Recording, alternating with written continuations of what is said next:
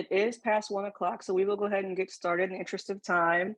Good afternoon. Welcome everyone to today's webinar, Mentorship, the Key to Success in the Academic Workspace. My name is Dr. Kristen Williams, and I am the Program Manager for the LS-PAC Model Center. LS-PAC Models is a Lewis Stokes Regional Center of Excellence funded by the National Science Foundation. And our mission is to support students from historically underrepresented groups for academic careers in STEM. Today's webinar is being put on in partnership with the National Postdoctoral Association, and we are so excited to have all of you join us this afternoon. The session is being recorded, so it will be available on our website for viewing later this week. This time, I would like to introduce our speaker, Dr. Tirsla Williams-Carter. She received her PhD in organic chemistry from LSU and currently serves as the Assistant Dean of Mentoring, Research, and Education. And she's also an assistant professor of research in the Department of Humanities and Education at Louisiana State University.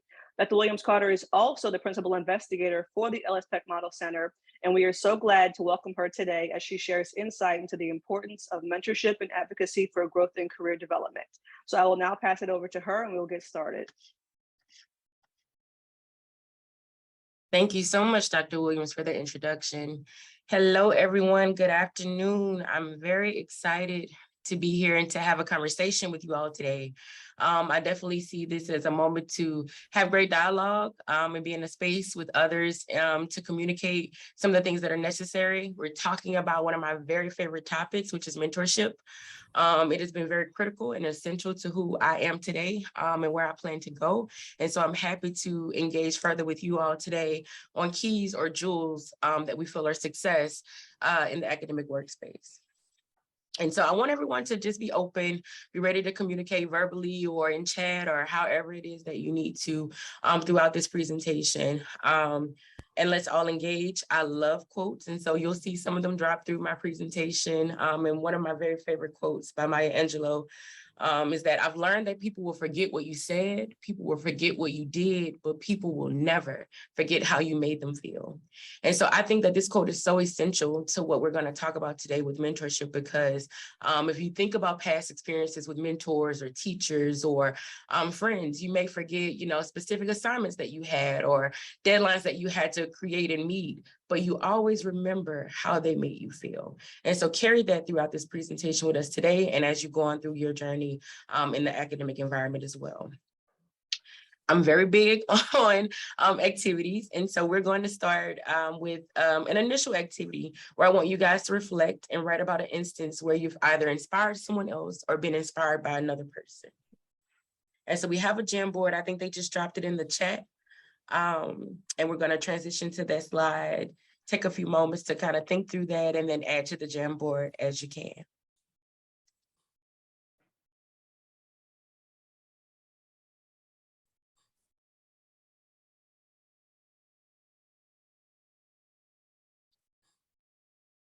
And if you're having trouble accessing from your phone, please feel free to drop them in the chat and we can add it to the board as well.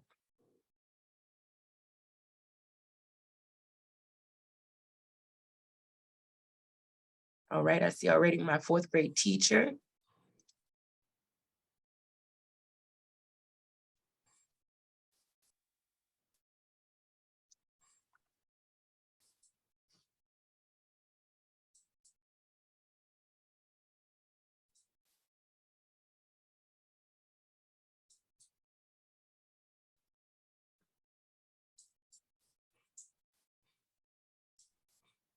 My PhD advisor and mentor. Awesome. So it's good to hear some of us already have mentors. That's awesome. My postdoc advisor on diversity, equity, and inclusion. Yes, let them all come through. We have in the chat, Winston, my parents.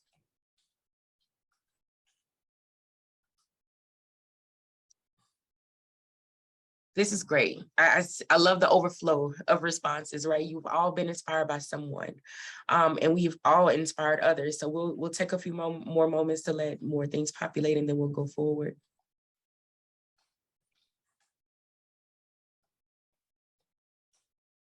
Your advisor, this is great. You have great advisors who are encouraging you and inspiring you to be the best person you can be. Your mom, I love that. High school chemistry teacher, yes. Your parents and your sister, your family. This is awesome. And in turn, you all are saying that you've inspired your students, your classroom, your cousins. That's great. Your interns, I'm sure they are inspired. And then friends who are interested in pursuing a graduate degree. That is great, right? Your actions are encouraging them to do it. This is all very awesome. We'll continue to populate this throughout the talk, but I think that this is very critical to the conversation that we're having today, because as you can tell, we often get inspiration and encouragement from a large group of people, but we don't really think through how we do the same thing. And I think that applies to when you think about the academic career, right? And so I want to take a moment and really think through and talk through, how did it make you feel when you were inspired by those groups, right? How did it make you feel to inspire others? And you can come off of mute and chat out loud, or you can drop it in the actual chat. Leave it up, please, if you don't mind.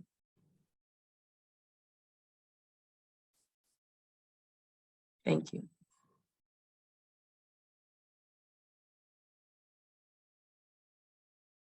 So anyone who shared about their PhD advisor or supervisor inspiring them, can we chat a little bit about what that felt like?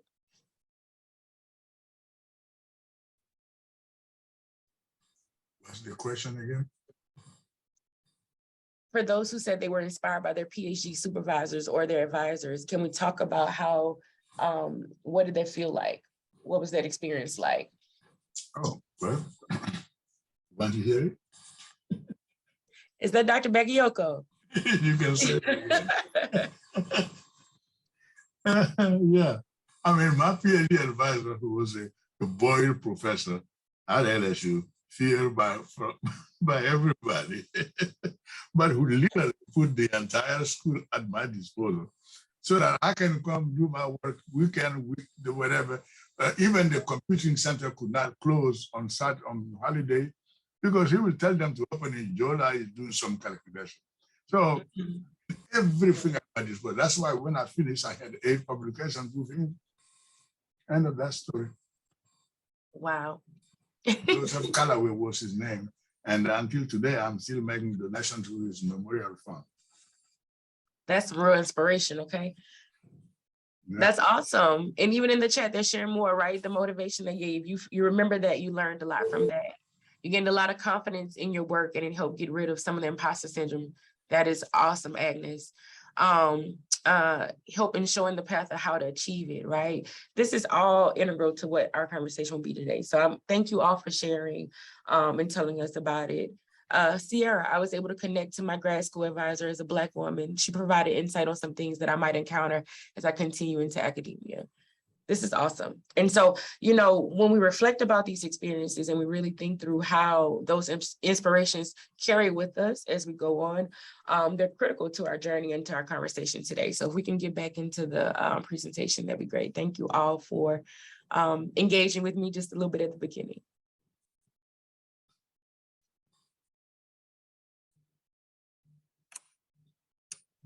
Yes, we can go to the introduction.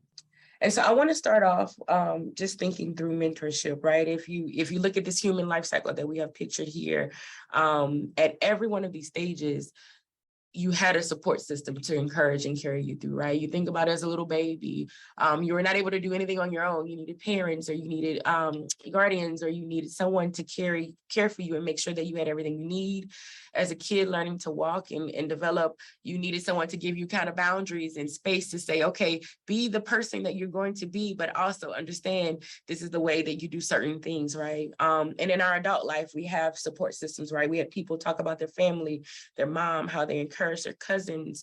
And as we get older, we'll definitely need people again. So as you think about mentorship and what you're doing currently today, understand that we can't get anywhere alone. And so it is important not only to our life cycle, but to us as we develop as professionals. And when you think about the mentorship that you want to see in your academic journey or just in your life, think of mentors as a person or a group of people that their brain are available to pick about questions that you have about your research topics or about just your professional development or interpersonal development, right? An ear to listen when things are going wrong or when things are going right. And someone to push you in the right direction and hold you accountable for the things that you have going on in life. So what does this mean for to be an assistant professor, right? Let's switch gears just a little bit. So as an assistant professor, it requires you to have an advanced expertise in a particular field, right? You got that as a graduate student. You went into these postdoctoral experiences to really hone in into one main area. And then as an assistant professor, you're expected to come into this group with all of the knowledge necessary to be successful and to also encourage others. You're critical thinkers. You have a professionalism that is key to cultivating students, cultivating research, and cultivating scientific advancements. And as a result, you're going to make positive changes in the lives of students as well as the scientific community. So as a assistant professor, what are some of the top key areas that you feel you'll be responsible for, right? If we think through those. Teaching, of course, you're going to have classes depending on the institution type. Your teaching loads could be quite heavy or they can be quite light, depending on what you're negotiating in the beginning. And this is your chance to engage with the students at your university. Research, right? You're going to have to establish a lab and create experiences for students to engage. You're going to also have to maybe get in the lab yourself in the beginning before you can get students in your lab. Service to the community, and this can be internal and external of the university, right? There are going to be several committees that you'll be asked to join to participate and support the advancement of the college, as well as engaging with the community. The biggest thing that everyone considers what, right? Achieving tenure, right? You're on this trajectory to get through and become what they would consider a permanent professor in your department. But one thing that we don't think about when we talk about this journey really is mentorship, right? You will be mentored and you will mentor others along the way, whether it's involuntarily or if it's something that you set out to do, right? As you engage with students, that is a relationship that is encountered. You become a role model for all that you engage with, and those that you are hoping to receive support from in the department will also mentor you. So this is a critical component of the assistant professorship role that you should think about. And so I'll quickly go through the hiring process. I'm sure some of you are very much so aware of what comes along with it as an applicant for these positions. After you apply for them, the most important factor is the interview process, of course, and the screening, but you never really think about it from start to beginning of how departments really put these things together, right? So for the first steps, they formulate a search committee that agree upon the different job postings and what they're looking for to kind of fill their departments up.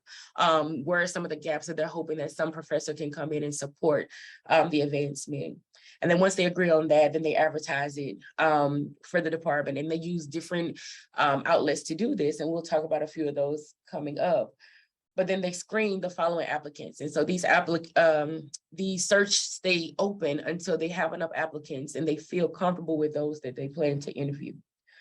You're then brought in for an interview session for qualified candidates and selected based on your preferred background.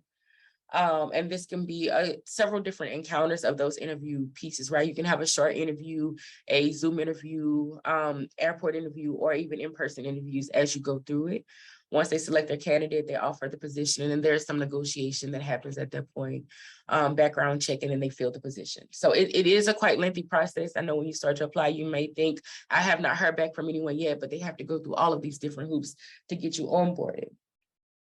And so when you're looking for these positions, there's so many different places that you can go to find the position. Your university websites, job postings. I love Higher Ed's jobs, the Chronicle of Higher Education. LinkedIn is a very big one. They will share a lot with you. There are a couple different listservs that you can get on that will also share openings for academic positions as well. And utilizing networks like LS-PAC models, the National Postdoctoral Association, and Pathways to Science to identify opportunities that may fit the niche that you're looking for, right? And when you think about this, right, it requires a strategic plan, right? You're looking and thinking about what can I do to make myself most applicable for the things that I'm looking for to go through, right? You may have studied one area of science, but you're looking for more of an interdisciplinary approach to getting into academia. And so you want to make sure that you put that in your plan. Making sure that you build a network and you find balance and actually having productivity that is explosive in many ways. And so we're going to go through each one of these and talk a little bit more in detail. So when you think about strategic planning, you want to learn how to create a plan. And this, you may have heard of setting SMART goals for your weekly, for your monthly, but you want to think about it when you're an assistant professor and strategizing in those short-term areas, but also in the long-term areas, right? And the things that you need to be successful in getting that way. So no longer do you still need just letters of recommendation or people to speak well on your behalf, but who is going to hold you accountable for the smaller things of getting you to your tenure or to your positions, right? With that, you want to make sure that you're establishing what we call healthy relationships and you're nurturing them. So these are just like your personal relationships, right? If you don't talk to your friend for 6 months, how good of a friend are you, right? How well do you know these people? How are you engaging? And making sure that those relationships feel nurtured and that they're able to thrive to continue to support you, right? Checking in to say, you know, well, I've been able to do X, Y, and Z, or I really need your help on strategizing this project for my lab. I think really encourages those relationships to stay tight, and people see you as not only needing them for immediate needs, but also you value their time and their thought process and their investment in you as a person. I cannot stress enough work-life harmony. Some of us may say, what is this? How do you do that? But prioritizing self-care and finding balance in your personal and professional life is so important. It's conducive to a healthy journey in academia, understanding that having grace for yourself and being careful with the things that you put on your plate, right? We talked a lot about some of the commitments, internal and external to a university, and remembering that you need to be a priority to yourself, just like the other things are highly important to you as you go on to your academic journey.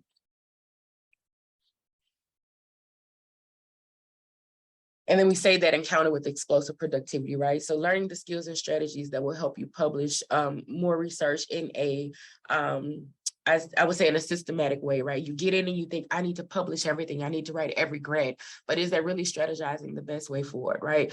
If you put it on that strategic plan that we talked about and you think about for the next 2 or 3 years, how will you hit every point that you're trying to make? How will you get in the publications and the research necessary to be successful in your grant writing, in your other pieces? Or have you written enough internally to make sure that you're comfortable in putting things out there are also very important to you as you strategize your plan going forward.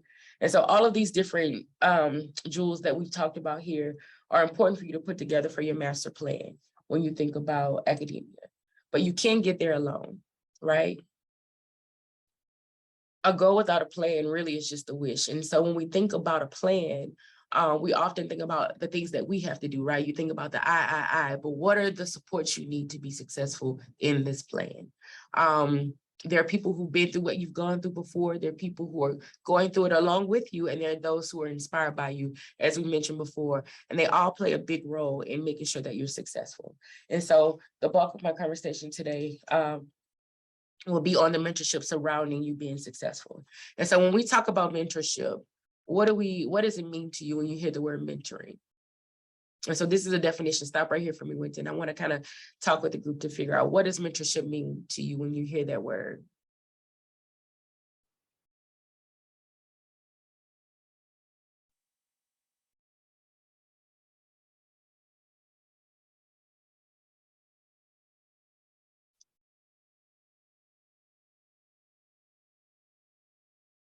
I see them coming through: support, guidance, feedback, advocacy, space for growth. I love that. Development. Give me more. Learning. Accountability. Ooh, lifetime. Okay.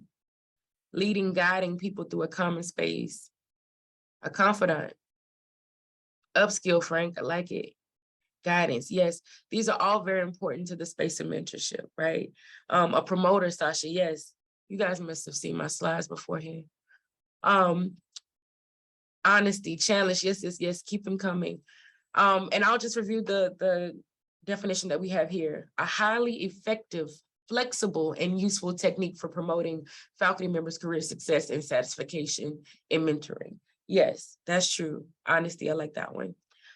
It's a relationship, and I use the word flexible, and I stress that because as we grow and we evolve, these relationships that we form in the beginning will not look the same as we hit certain statues in our career or even in our life, right? Things may change and it may require a different version of your mentorship, or even, understanding when a mentorship relationship has to end for a new one to begin, right? Or adding more to your group. I often call my mentors my board of directors because I don't just have one. I have several different mentors that support me in different ways, and they all hold me accountable for something different. Some of them the same. Some of them have conversations with me together.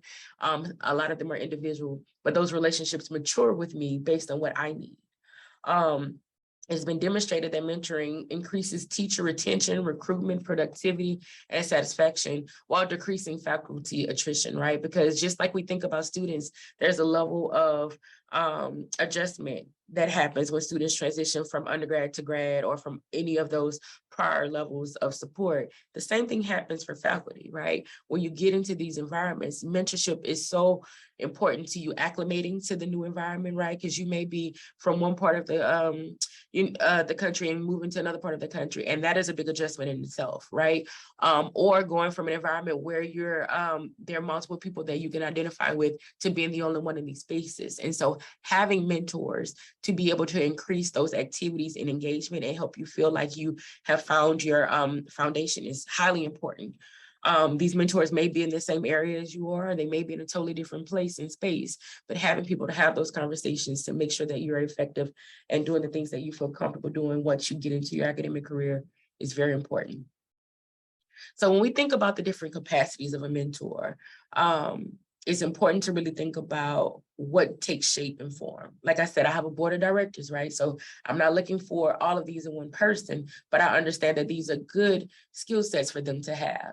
You need an ally, right? Someone to provide advice and support on specific topics. They will hold you accountable and making sure that you're reaching where you need to reach. They're providing resources to you and making sure that you have everything that you need to be successful, right? Friend, someone who will give you the psychosocial support, right? Like we say, when you support someone as a mentor, it goes in and out of being just in your academic space. Sometimes you may need someone just to provide a listening ear to something that may be challenging in your life, right? An advisor, their career tracking support for you, right? They're making sure you're checking every box to get to that tenured position. A sponsor, this one provides career support and speaks on your behalf. And so when they're in the rooms that you're not yet in those rooms, they're mentioning your names. They're making sure that people know who you are and that they're aware of the great things that you're doing, right? A role model, someone that really just embodies everything that you're looking for to be in your career. They may have some things that are a little bit different that you would do different, but overall they're in a position or role that you can see yourself moving to. And then a coach. This one is who's going to keep you accountable in your throughout your journey, making sure that you're gaining the necessary skills and you're growing in the way you need to. When you think about some of the athletic fields that are happening right now, the coaches are on them, right? What are you putting in your body? How are you sleeping? How often are you exercising those skills to get where you need to go? How often, if you like basketball, how often are you practicing your jump shot or any of those things to be able to perform at your highest goal? And so this is the same thing that a coach would do for you in your career. And so these mentoring relationships, once you find people that embody some of these, all of these, or maybe just a few of these, there are different ways in which these relationships can take form. You can have one-on-one mentoring sessions where you engage with only one person and you guys have a set amount of time that you meet and you talk through different things and make assignments. It could be a committing mentoring where it's several people mentoring you at one time, right? In one conversation in that same room. Something called zone mentoring where they're specifically working on a certain area. Perhaps you want to do better in your public speaking, and you have someone who is excelling in science communication who is mentoring you specifically in that area, right? And then peer mentoring, which I think is very important, right? We often think about mentoring up and not mentoring at the same level as us. And this is quite important to where we want to go, because having that group conversation of people who are like-minded people who are interested in going into the same arenas are important. And then network mentoring. And so this is the bulk of what LS-PAC models hopes to establish foundations for, and what we'll talk more about today. So when we think about network mentoring, I love this diagram because it shows an all-encompassing or holistic approach to mentorship, right? This is right now designated for a graduate student, but please envision yourself in those same environments, right? It's about creating bonds with others who have similar interests or objectives. It can lead to academic and career success, as well as professional development opportunities. And so imagine yourself in the center of this circle. And so you have that person that is a role model, or someone that you hope to identify like once you get into your faculty settings, or someone who may have been there just a little bit longer than you have, that is at the top of your network circle. And then to your left and right, these are people who are on the same level as you, who are doing the same thing that you're doing, who are striving and going through some of the same challenges as you, and you guys can be a network for one another. And then the undergrad student, or maybe a grad student, depending on the university that you go to, is the student that you're pouring into through research, through teaching, through maybe established mentoring networks. And they all keep you balanced, right? You see, every arrow is bi-directional. It's not one way giving or receiving.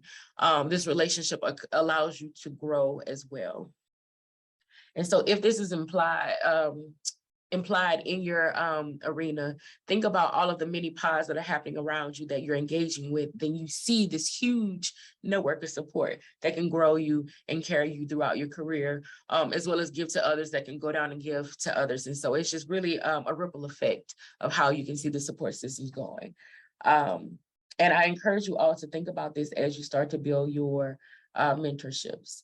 And there are a lot of benefits that come from this type of mentorship relationships, right? You have meaningful connections, and you have those allies, and you have those advocates that you've established that can go out and speak on you. Oh, yeah, I've heard of Winton in this circle, and yeah, he does great work in this arena. Maybe you should think about it for that job. And so that mentor is a mentor of someone else, and they kind of connect you in that way, right?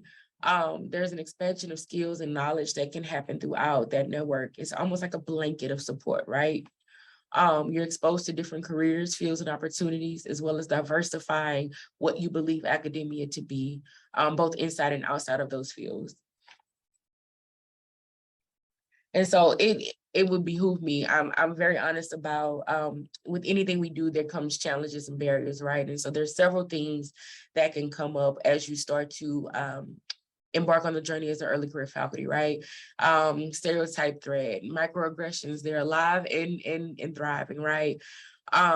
Imposter phenomenon. I've heard someone say that their graduate advisor helped to support them do that. That's a great example of what mentorship can do.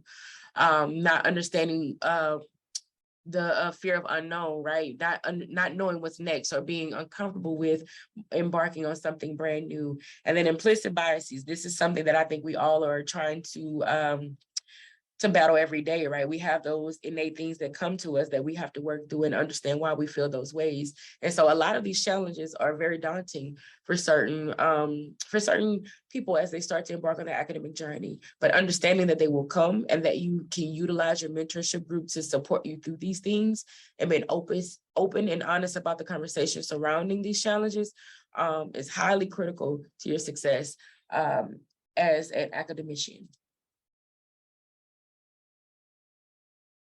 And so when we think about more of those benefits, right, for the career success, this is where you would get the input to work out your plan, that strategic plan that we talked about, so that you're evaluating points of your career before your department can do it, right? You're having those internal pieces.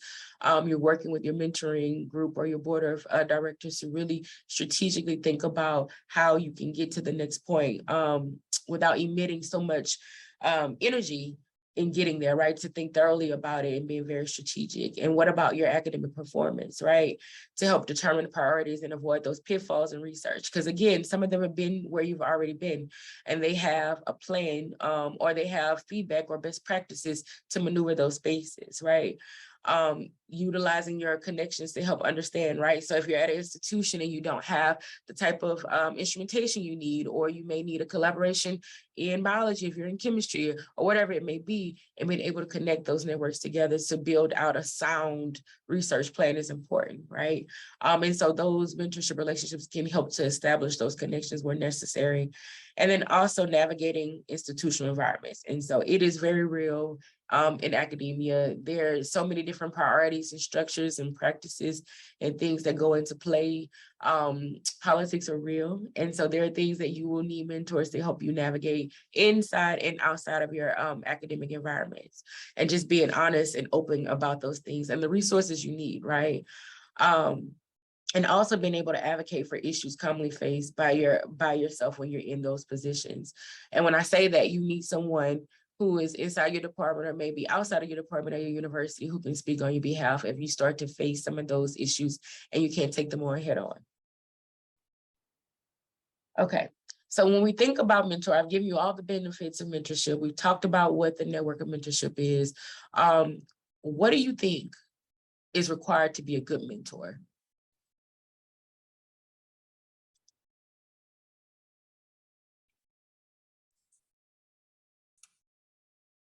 I love a good listener, yes.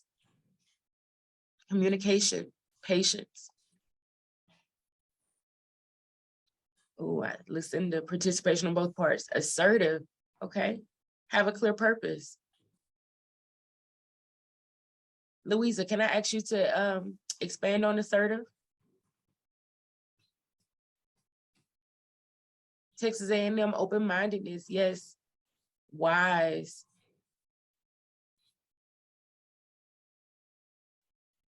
Flexibility, space for growth, and willingness to individualize, yes. Heather, inclusive, I love it. Practical, respectful of time. You guys got it. Attentive, knowledgeable. Awesome, awesome, awesome. Great listener. Being available, support.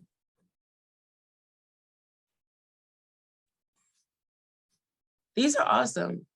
No path for guidance. I wish I had a sticky note and be able to take all these down and share them with you later, because I think it's important as you start to think about your board of directors and your holistic network, right? Who do you want to fill those spaces, and what is it that you need, right? This is a moment to really think about yourself and be reflective about what is necessary for you to thrive.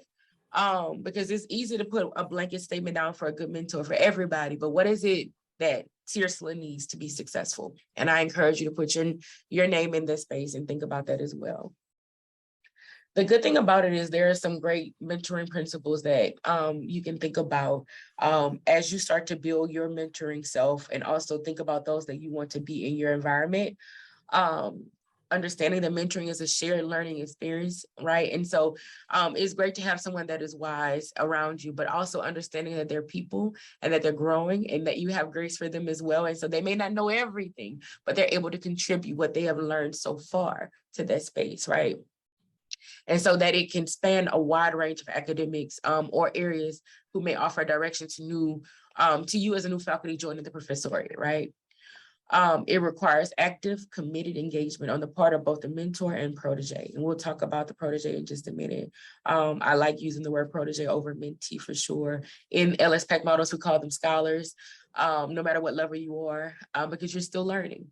Mentoring serves as a tool to successfully develop the critical competencies, whether it be educational, interpersonal, research-wise, to be successful in where you're going. And so those principles are important. Additionally, relationships between mentors and proteges should develop over time. And I'll talk a little bit about what this means and how you develop these relationships, because I know that we're different type of people, right? You have introverts, you have extroverts, you have some people who meet in the middle. And so establishing these relationships can be difficult at times, but we can talk about ways in which we can think about doing those things. And they may concentrate on one or more aspects of career success, right? So some may concentrate on just the goals that they wish to accomplish. Some may be the assistance needed for a specific opportunity, and then they grow over that, or really just the nature of the contribution of the protege who's coming to them. Oh, and thank you, Louisa. I see that you elaborated. So when you say assertive, being able to communicate respectfully in good and bad circumstances, that is important, because you do want your mentor to be open and honest with you. Thank you so much. And so we're going to take a moment. And so we did my favorite diagram. We broke it down so that you can think of yourself. Winston just dropped in the chat a template for you to use. And I want you to put yourself in the center. And I want you to think about your board of directors. Who are the mentors at all of these different levels or proteges that you have in your life? And you may need more than one circle at the top. And if you have to add more to it, I'm okay with that. Like I said, my board of directors is getting quite large. And so mine looks a little bit different, but take a moment and contribute to this for yourself. Gave a chat. And if any of them are missing, right? If you can't think of anyone who are parallel to you, as you go through this journey to become an assistant professor, then this may be a great opportunity to fill it with some of like-minded people who are on this call, right? Who are interested in engaging and growing in that way. If you do not have a protege at this moment, you may think about who is it that I've encouraged just as a bystander, right? I heard someone mention that they have cousins who look up to them for going to graduate school. They are organically becoming proteges of yours, right? So take a moment and let's fill it in. And I'd like to know how many of us have gaps in our circles.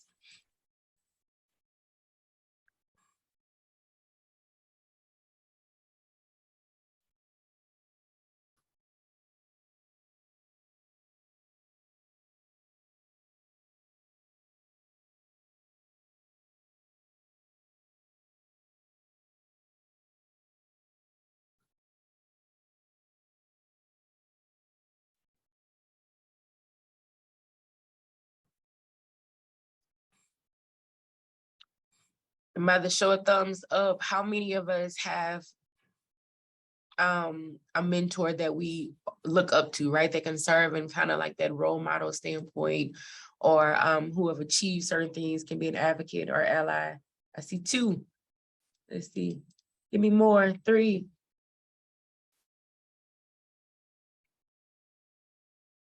Okay. 4, 5, 6. Okay. And if not, we're going to work on filling that circle. It's important. So how many of us have peers that we can consider as a mentor to us, or someone who's thriving to go up on the academic journey as well? See, 2, 4. Awesome.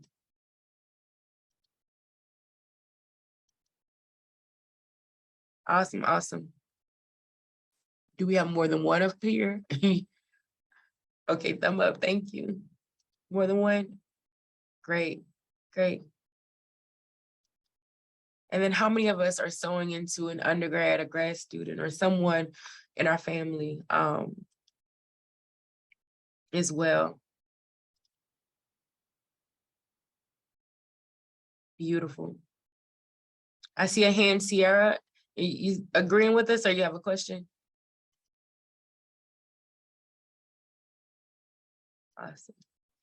And for those that may find that the circles may be empty, I encourage you to take some time and really think through what it is that you need to be successful, and where you're missing some of these groups, and add them in. The one thing that we didn't mention in the circle that I think is very important to where you're going is having a familial support system, right? So when you think about this, I heard a lot of you talk about your family as someone who either inspired you or that you've inspired.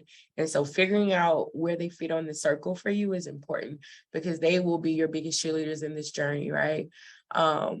and they're important to your progression as well, right? When we think about how we can intermingle that together, when we talk about that work-life balance or harmony, it's important to think about incorporating them as well. So excellent. So I told you guys before, we prefer to say protege or scholar as we talk about the engagement and the interactions. And that's because when you look at the definition from the Merriam-Webster book, is one who is protected or trained, whose career is furthered by a person of experience, prominence, or influence.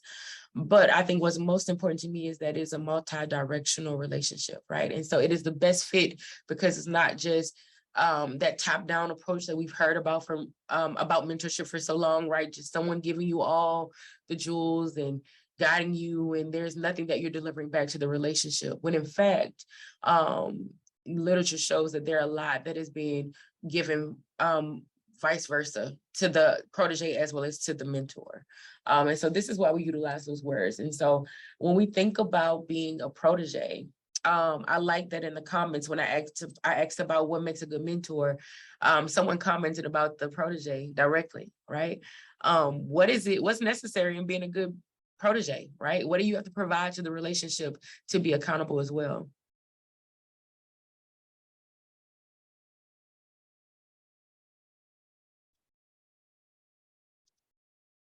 Open-minded, yes.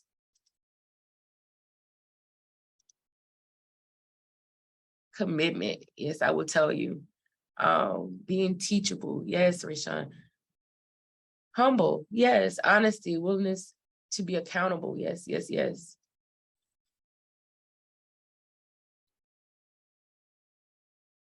Honesty, it is very important. I tell you how many times whenever we do talks like this that we hear, you know, from mentors, one of the biggest things is that they wanna help their proteges, but oftentimes they don't have all the pieces to put together to support them totally, right?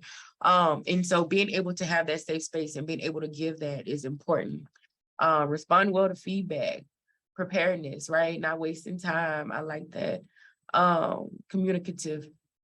Communication, creative, proactive, yes, yes, yes. And so, you know, you may have reached out to your mentor this month and you hadn't heard back from them, but it is something you really need to get some feedback on. And you're like, okay, well, why haven't they responded to me? Again, having grace, being able to say, you know, I'm just following up with you and want to make sure that you're okay, and understanding that, you know, there are people too, right? Being able to adapt, courage, open to constructive criticism. And that's going to be so important as a early career faculty and you start to go on your journey. You know, I know you put all of your energy into creating your research projects or your writing compositions, and you're like, I'm sharing with you my prized possession is art at this moment, right? I'm giving you my art, and they read it out, right? They come back with so many feedbacks, and not that they're trying to change your ideas or your thought or really guide you to do something totally different, but they're giving you feedback based on their experiences, right? And so being open to that constructive environment is so important. So we've outlined a few other qualities, and I think you guys have hit on just about all of them. It's active engagement, right? Being able to, okay, I want to be with you this week, but I want something a little bit more regular. Can I reach out to you at this time to set up a time, right? Commitment to integrity and hard work, accountability and respectfulness, right? And it's okay to disagree. In a mentorship relationship, I think that's important to that, right? To be able to say, you know, I'm thankful for your feedback, but I really think that this is the direction that I want to go.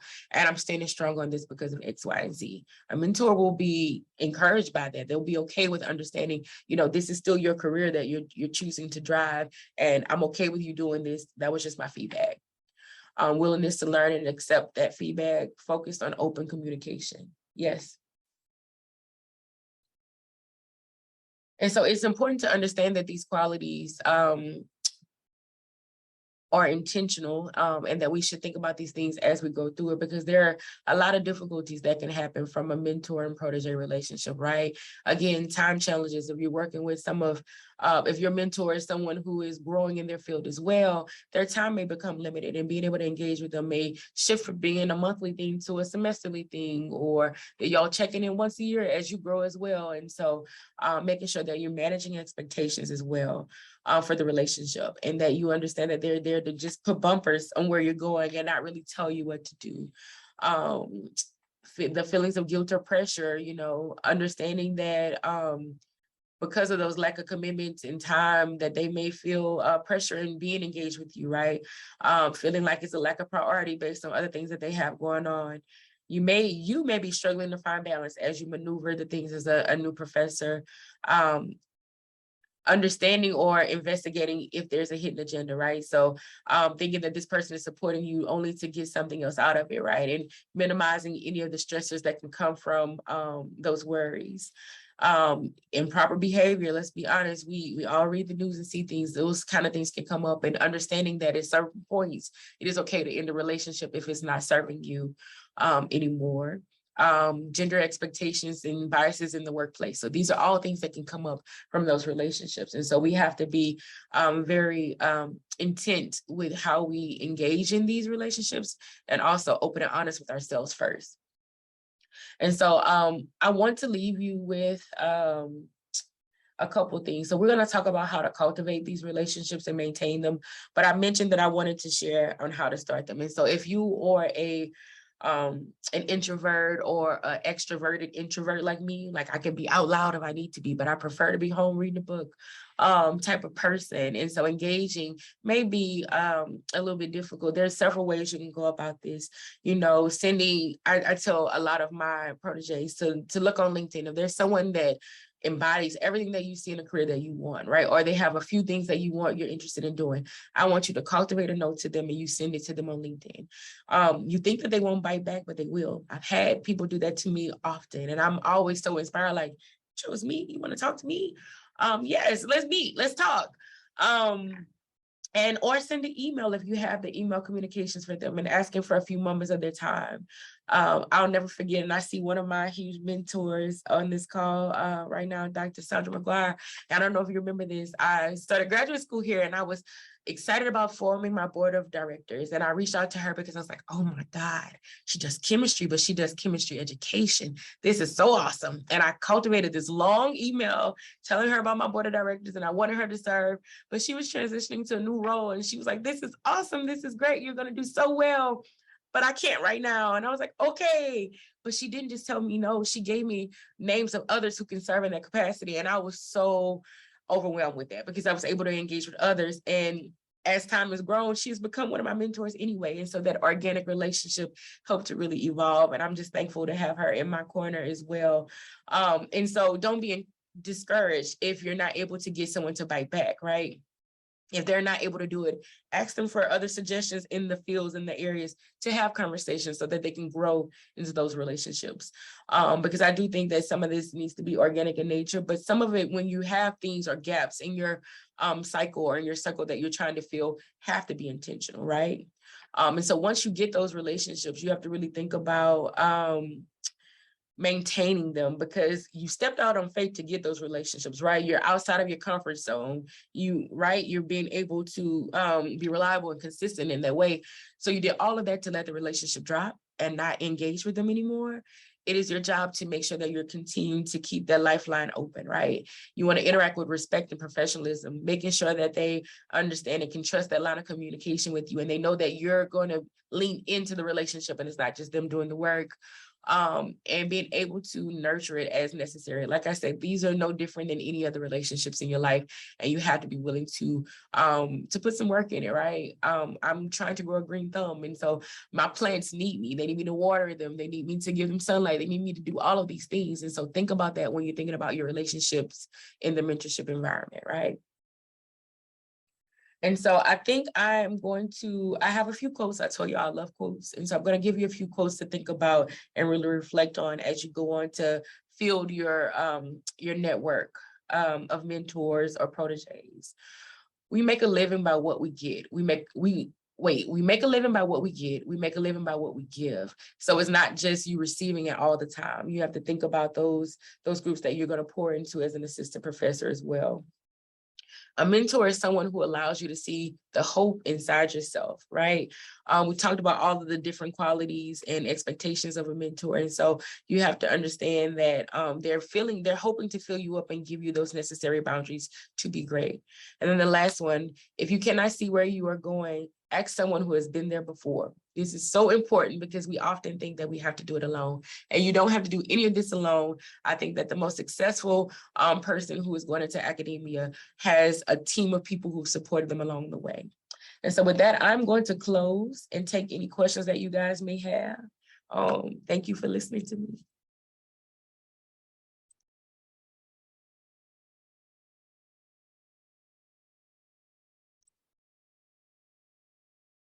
I particularly wouldn't swim in this, but.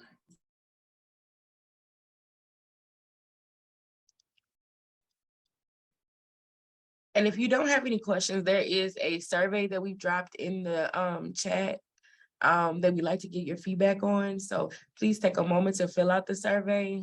You can copy the link and go there now and do it. But I want to talk with you guys. So how many of you guys were missing any of the gaps along the way in your journey? Are you encouraged to kind of fill those gaps? We have a question.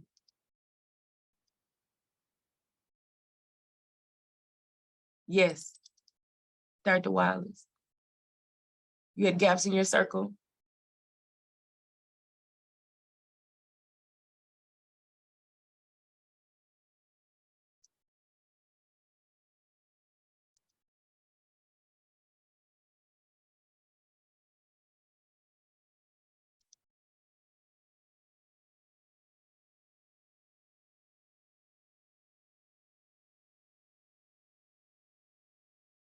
Okay. So yeah, if you do have those gaps, I mean, I think it's important to really, like I said, it's going to take time. You can't come up with names and ways to fill them right now, but really thinking about and being strategic about who you allow into your circle is important. As Sasha said, I didn't have a good graduate school mentor, but have learned to make up for that after the fact and move forward.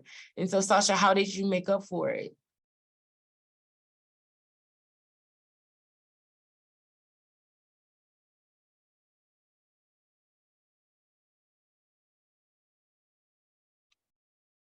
You found a great postdoc or mentor. Yes, that's awesome.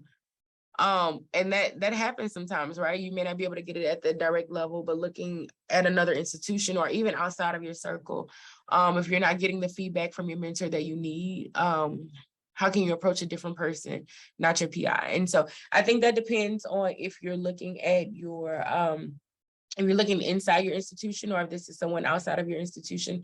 I think that it's always important to start with the facts that you've learned about them and do your research, right? So for instance, if I were going to look for someone who worked in STEM education, doing some of the things like I do, you know, I saw your work on cultivating relationships and understanding critical junctures. I'm very interested in doing some of the same things. You know, I would love to bounce a couple ideas by you about engaging in this field and growing in this area.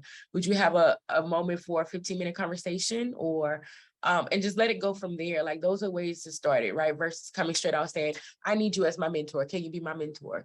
You engage it with things that would be interesting to them so that they can feel comfortable in growing it, right? Because again, think about it as a friendship. You don't automatically become friends with people without knowing them and growing and going. And so that's the same thing for your mentorship relationship as well. If it's someone at your university and they know you well enough, you know, you can actually say, you know, I think that this has been an ultimate connection, and I like to continue coming to you for feedback and getting advice on things. Are you okay with me setting up something regular? What fits good for your schedule, right? So I think those are great ways of getting connections so that you can get the feedback you're needing that you're not getting from your current mentor. And when you say mentor, are you talking about your advisor? Because if that mentorship is not giving you feedback that you need, it may be time to consider adjusting.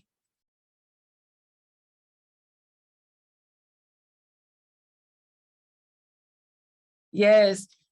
And Dr. McGuire, once again, self-mentoring is a great tool when you can't find a mentor. She gave an awesome talk about self-mentorship and being able to encourage and support yourself through these difficult times. Thank you so much for sharing that video in the chat.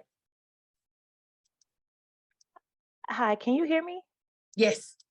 So I have a question. So you just read off these really great templates and scripts of what you could send potential mentors. Do you have any advice on, because I couldn't write all that down that fast, but do you have any advice for those of us who it doesn't come as natural of how to come up with those scripts or cultivate those things, like, or how to sit down and brainstorm what to send? Yeah. So I don't have those resources available by hand right now, but I can definitely get those to you. I do that a lot. I rattle off a lot of things that are in my mind, but I tell you what we could do is we can actually have a session. I can go through some of those with you, right? I'm happy to do that. Okay, thank you. Should I put my email in here for you, or would you Yeah. like me to reach out to you afterwards?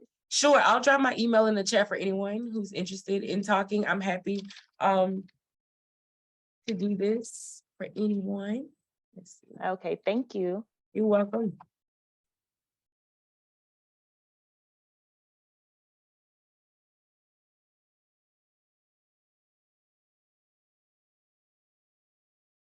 Okay, I think I missed a question. So you're talking about resume fillers to obtain professorships, right? And so is this things that you can pick up along the way to be successful in obtaining an assistant professorship? Is that what it was, Aisha? Yes. Okay. And I think that really is your graduate school journey, right? And the research experiences that you've done, the publications you've been able to put out there.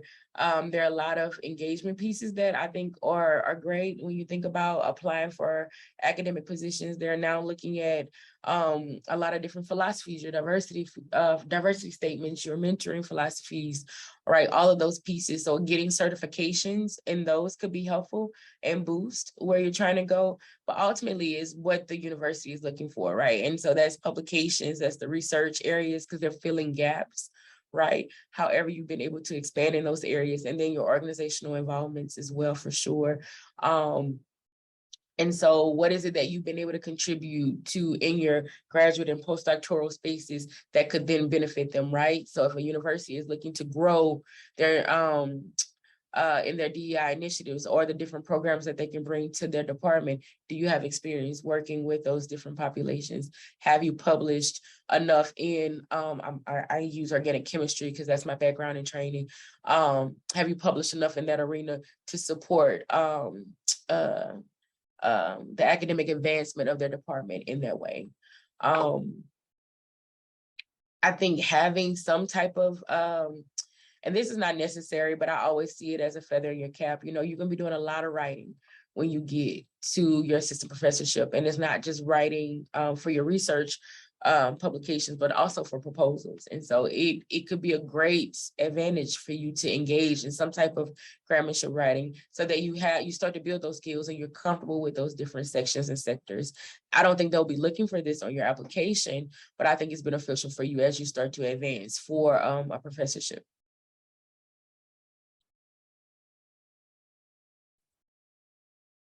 You are so welcome.